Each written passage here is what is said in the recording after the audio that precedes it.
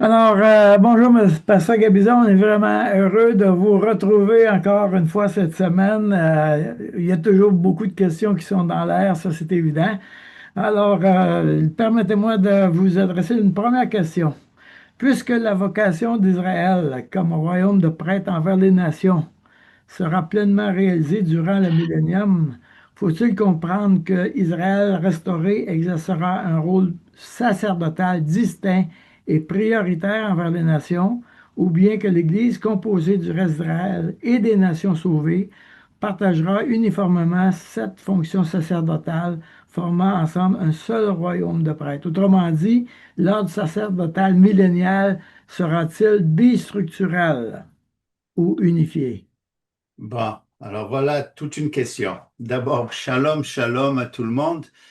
Euh, je vais commencer par dire que parmi toutes les promesses faites à Israël, la grande majorité ne s'est jamais encore accomplie. Et c'est pendant le millénium, ou ce qu'on appelle aussi l'âge messianique, que ces promesses seront réalisées.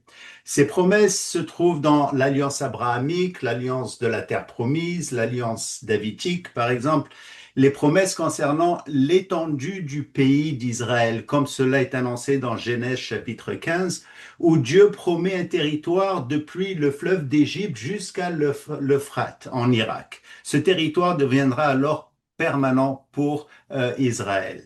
Ensuite, les promesses concernant le Messie. Assis, il doit être assis sur le trône de David et régnant sur les nations du monde.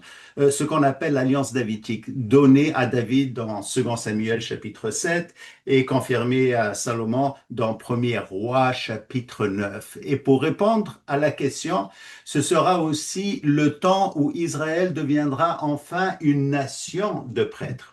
Alors, le premier appel se trouve dans Exode chapitre 19, verset 6. Dans ce chapitre, c'est la première fois que Dieu va appeler Israël une nation. Et là, l'Éternel choisit Israël comme nation sacerdotale. Cette promesse est confirmée à plusieurs autres endroits, notamment à la fin du livre d'Ésaïe, surtout au chapitre 60 à 66 et au chapitre 61, verset 6. Un passage qui se rapporte à l'âge messianique où nous lisons, mais vous, on vous appellera les sacrificateurs de l'Éternel, on vous nommera serviteurs de notre Dieu. Donc, cette promesse est également confirmée dans de nombreux autres passages des Écritures hébraïques, comme dans Zacharie, Joël, Ézéchiel et bien d'autres.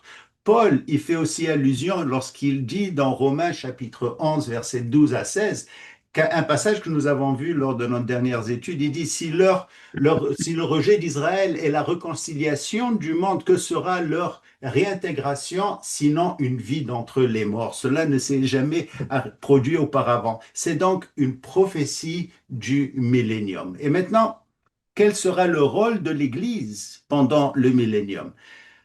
C'est un domaine sur lequel la Bible ne donne pas beaucoup de détails, mais à partir de ce qu'elle révèle, nous pouvons déduire certaines choses. D'abord, notre demeure éternelle en tant que croyants en Jésus, en Yeshua, sera la nouvelle Jérusalem. C'est un autre nom pour le paradis, que Jean d'ailleurs décrit dans Apocalypse chapitre 21 et 22.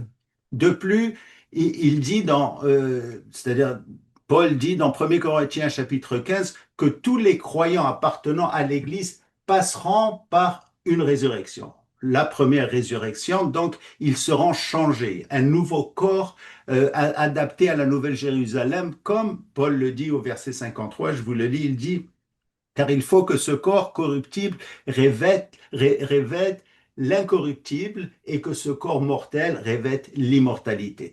Nous aurons donc alors un corps céleste et non un corps terrestre, de sorte que nous serons adaptés à la Nouvelle Jérusalem. Ainsi, nous habiterons la Nouvelle Jérusalem et non pas la terre du millénium. Néanmoins, Yeshua promet à l'Église dans Apocalypse chapitre 3, et il dit, surtout au verset 21, celui qui vaincra, je le ferai asseoir avec moi sur mon trône. Donc, nous régnerons avec Yeshua pendant le temps messianique et au-delà dans l'éternité aussi.